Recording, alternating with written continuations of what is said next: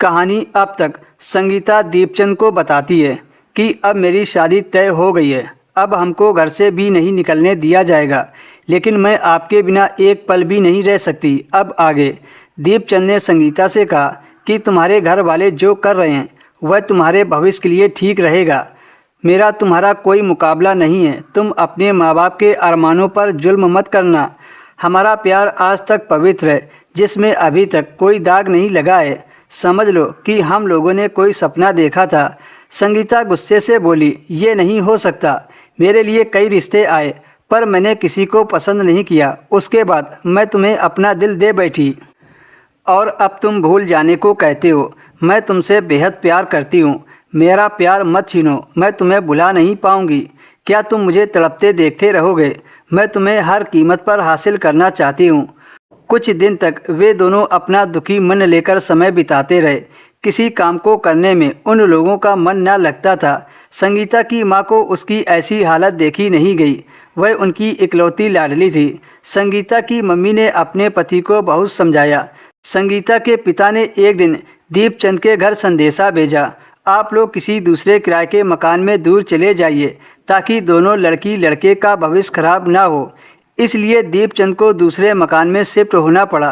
करीब 4 महीने तक दीपचंद संगीता एक दूसरे से नहीं मिले। 5वें महीने संगीता के पिता दीपचंद के पिता से मिलने आए और साथ में मिठाई भी लाए। बाद में उसके पिता ने कहा कि रिश्ता वही होगा जहां संगीता चाहेगी। इसलिए जब 2 सालों में संगीता की पढ़ाई पूरी हो जाएगी तब इस पर विचार होगा। आप दूर चले आए, हम दोनों की इज्जत नीलाम होने से बच गई, वरना ये आजकल के लड़के माँ बाप की नाक कटवा देते हैं।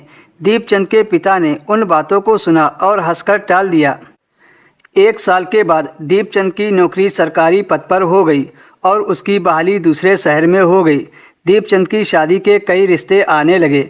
दीपचंद सभी को बहाना बनाकर टालता रहा। फिर एक दिन दीपचंद के पिता ने झल्लाकर कहा, अब हम लोग खुद लड़की देखेंगे, क्योंकि तुम्हें कोई लड़की पसंद नहीं आ रही है। अगर तुमने हमारी पसंद को ठुकरा दिया तो हम लोग तुम्हें अकेला छोड़कर चले जाएंगे। दीपचंद को अपने पिता के सामने झुकना पड़ा और कहा, आप लोग जैसा ठीक समझे वैसा करें, मुझे कोई ऐतराज़ नहीं है। शादी की ज़ोर शोर से तैयारियां होने लगी, लेकिन दीपचंद को कोई दिलचस्प न थी। बारात खूब धूमधाम से एक होटल में पहुंच गई, जहां बताया गया कि लड़की के पिता बीमार होने के चलते द्वार पर नहीं पहुंच पाए। उनके भाई बारात का स्वागत करेंगे। लड़की को लाल घाघरा चोली में सजाकर स्टेज पर लाया गया। उसके चेहरे से घूंघट नहीं हटाया गया था। लड़की ने गले में जयमाल डाल दी और दीपचंद ने भी बेमन उसके गले में जयमाल डाल दी। जब लड़की का घूंघट हटाया गया तो दीपचंद उसे देखकर हैरान रह गया।